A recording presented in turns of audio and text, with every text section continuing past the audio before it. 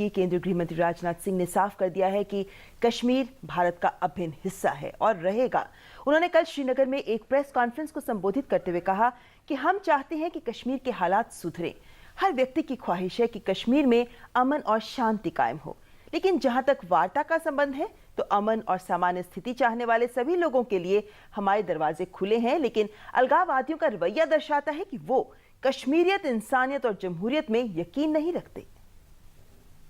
कश्मीर में हालात सुधारने की कोशिशों के तहत सर्वदलीय प्रतिनिधिमंडल के साथ श्रीनगर पहुंचे गृह मंत्री राजनाथ सिंह अलगाववादियों पर जमकर बरसे।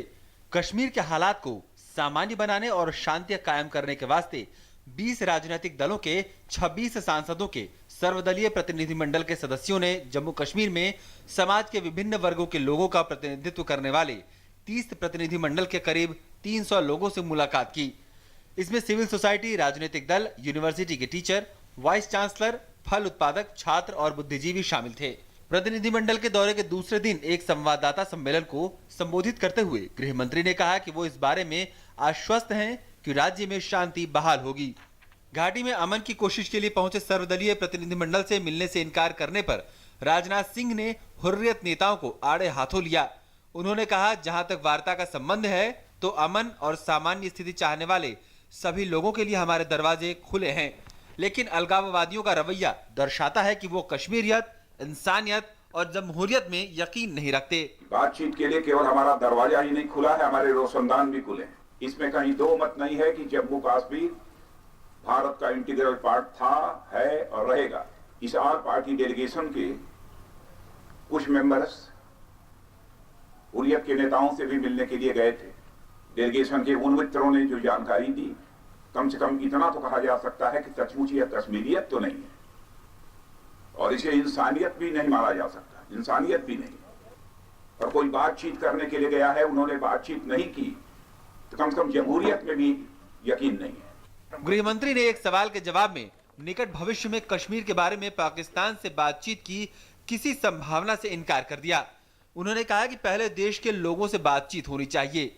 राजनाथ सिंह ने पैलेट गन की जगह पावा शेल्स यानी मिर्ची के गोले का इस्तेमाल की भी बात कही। उन्होंने कहा कि देश के विभिन्न हिस्सों में रहने वाले कश्मीरी युवकों की समस्याओं का समाधान करने के लिए मंत्रालय ने डॉक्टर संजय राय को नोडल अधिकारी नियुक्त किया है, जिनसे फोन पर संपर्क किया जा सकता है। राजनाथ सिंह ने कहा कि देश की सर्वोच्च पंचायत, संसद कश्मीर की स्थिति को लेकर बहुत गंभीर है और इसलिए बातचीत के वास्ते उसने सदस्यों का एक प्रतिनिधिमंडल भेजने का निर्णय लिया। इस प्रतिनिधिमंडल के सदस्यों और उनसे मिलने पहुंचे लोगों ने बातचीत की प्रक्रिया पर संतोष जताते हुए इसे सकारात्मक बताया और अलगाववादियों को कटघरे में खड़ा किया। राजनीतिक, व्यवसायिक और सामाजिक संगठन बहुत अच्छी मात्रा में सांसदों से मिले हैं और मुझे लगता है कि जो सांसद यहाँ आए थे, यहाँ की जमीन की स्थिति का उनको अंदाजा हो चुका है। तो अलगाववादी हैं, वो हिंसा चाहते हैं, तनाव चाहते हैं, क्योंकि उनके जो मंसूबे हैं वो केवल हिंसा और तनाव में ही पूरे होते हैं। एक सबसे बड़ी पॉजिटिव इम्पैक्ट है कि इंडियन पार्लियामेंट की तरफ से हम आए यहाँ पे कश्मीर के आवाम के साथ उनकी दुख दर्द समझने के लिए, हमारी सहानुभूति दिखाने के लिए और हमारी इंटेंशन साफ करने के लिए हम इसका सॉल्यूशन चाहते हैं। इस वक्त वहाँ पे जो अलगाववादी अभियान चला रहे हैं वो न तो कश्मीरियत की बात करते हैं, न इंसानियत की बात करते हैं, न जमहूरियत की बात करते हैं, वो इस्लामी फासीवाद की बात करते हैं। उनको मालूम है कि अली शाह गिलानी, जिसके घर उनके ही आल पार्टी डेलीगेशन के नुमाइंदे मिलने के लिए गए थे, वो कहते हैं कश्मीर में जमहूरियत नहीं चलेगी, इंसानियत नहीं चलेगी, कौमियत नहीं चलेगी। सर्वदलीय प्रतिनिधिमंडल ने जम्मू में 18 प्रतिनिधिमंडलों के करीब 200 लोगों से भी शांति बहाली के बारे में बातचीत की, जिन्होंने उनका ध्यान जम्मू की समस्याओं की तरफ भी खींचा। प्रतिनिधिमंडल ने जम्मू कश्मीर के मुख्यमंत्री, गवर्नर और राज्य के अधिकारियों से भी बातचीत की। सभी की यही इच्छा थी कि घाटी में हालात बदलने चाहिए। DD news. और फिलहाल हमारे साथ श्रीनगर से जुड़ रहे हैं हमारे संवाददाता अनुज यादव। अनुज, एक बात जो स्पष्ट है वो ये कि कश्मीर की आवाम शांति चाहती है, विकास चाहती है, लेकिन अलगाववादियों ने जो रुख दिखाया है केंद्र सरकार की गंभीर कोशिशों के चलते वो संवाद को आगे नहीं आए हैं। स्पष्ट है कि वो संवाद नहीं करना चाहते। ऐसे में कश्मीर के आवाम को कहीं ना कहीं निराश किया है इन अलगाववादियों ने। देखिए बिल्कुल ममता, जिस तरीके से रवैया इन अलगाववादी संगठनों का रहा है, जिसमें खास तौर से जो पाकिस्तान समर्थक हैं गिलानी, जिस तरीके से इनका रवैया रहा है, उसके बाद से एक काफी निराशा यहाँ के लोगों को हुई है कि बातचीत का दरवाजा जहां सरकार, पूरी सरकार और उनके साथ न सिर्फ सरकार बल्कि देश के तमाम विपक्षी दलों के बड़े और अनुभवी नेता खुद चलकर यहाँ कश्मीर की घाटी में आते हैं उनका दुख और दर्द बांटने के लिए। ऐसे में ये अलगाववादी संगठन जो है बातचीत नहीं करना चाहते, वो सिर्फ ये चाहते हैं कि यहाँ के बच्चों के हाथों में कलम और किताब की जगह सिर्फ पत्थर यहाँ पर दिखाई दें। अपने बच्चों को विदेशों में सुरक्षित रखते हैं और यहाँ के बच्चों को सड़कों पर उतारने के लिए मजबूर करते हैं, उनके बहकाते हैं। तो निश्चित तौर पर एक निराशा यहाँ के लोगों में जरूर दिखाई दी है, लेकिन वो निराशा उनकी आशा में बदलेगी। और उसका सबसे बड़ा कारण यह रहा था कि 30 से ज्यादा प्रतिनिधिमंडल, जिसमें एक आम आदमी भी शामिल था, सेब की फसल करने वाला व्यक्ति उसमें मौजूद था, नाव चलाने वाला, शिकारा चलाने वाला मौजूद था, डॉक्टर्स, प्रोफेसर्स, स्टूडेंट्स,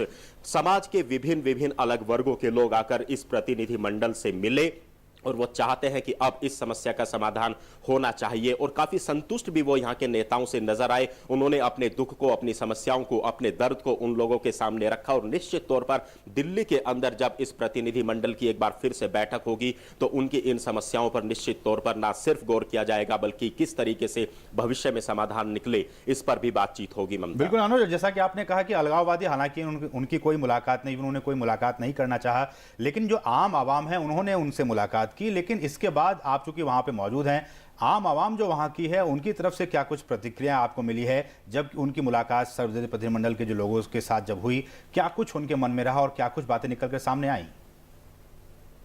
देखिए असीम, जब से काफी दिनों से यह बात चल रही थी कि एक सर्वदलीय प्रतिनिधि मंडल यहां पर आएगा और खुद केंद्रीय मंत्री राजनाथ सिंह 2 महीने के अंदर 3 बार यहां पर आते हैं और अपना पूरा दरवाजा खोलकर आते हैं कि हाँ, इंसानियत, जमहूरियत में विश्वास करने वाले लोगों के लिए मेरे रास्ते खुले हैं, आइए बातचीत करते हैं और इस समस्या का समाधान निकालते हैं, शांति, अमन और चैन की तरफ वो आगे बढ़ना चाहते हैं। ऐसे में लोगों को एक इंतजार था अब इस समस्या से आगे निकलने का। लेकिन जिस तरीके से हुर्रियत के नेताओं ने, हुर्रियत कॉन्फ्रेंस के नेताओं ने, बाकी अलगाववादी संगठनों ने एक तरीके से हम कहें कि बातचीत नहीं की, उसके बाद से लोगों के मन में एक ये बात असीम जरूर है कि बातचीत ही एक माध्यम हो सकता है जिसकी सरकार ने कोशिश की। बातचीत के अलावा कोई दूसरा ऐसा रास्ता नहीं है जिससे कि घाटी शांति की तरफ बढ़े। तो निश्चित तौर पर लोग आज से नहीं, महीनों से इस बात को कह रहे हैं कि बातचीत होनी चाहिए, बातचीत होनी चाहिए। लेकिन जिस तरीके से सरकार ने विभिन्न वर्गों से, समाज के वर्गों से बातचीत की है, लोग इस बात से पूरी तरीके से संतुष्ट हैं कि सरकार,